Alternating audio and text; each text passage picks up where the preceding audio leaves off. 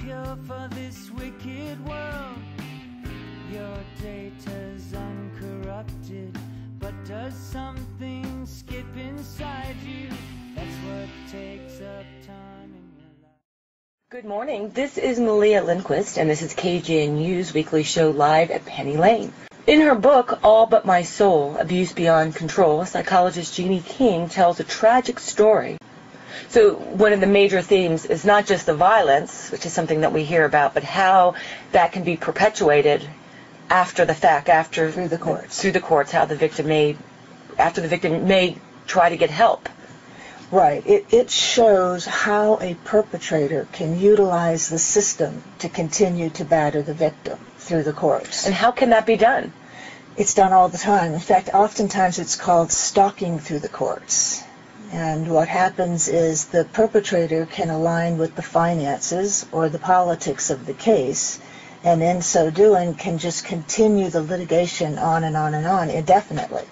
This has got to be an anomaly. This is not something that could happen where an abuser is able to use the court system to eventually get children who he's also abused away from the mother and into his custody. Is it an anomaly? It's not an anomaly. Unfortunately, it's an epidemic in our country, but we don't hear about it. And the reason that we don't hear about it is because when it happens, the victim is usually either pathologized and parked into some kind of psychiatric setting, so they're discredited, or they're backed into a fraudulent criminal charge, which also discredits them, or they go underground and you never hear from them again.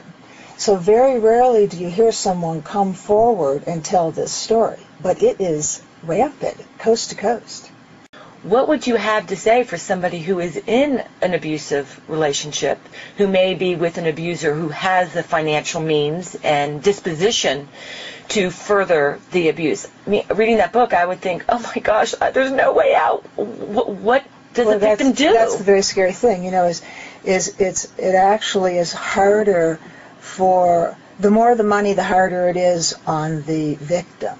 There's no question about that. People think, well, if there are a lot of resources, then, it's easier for women of greater means, but it actually works just the opposite.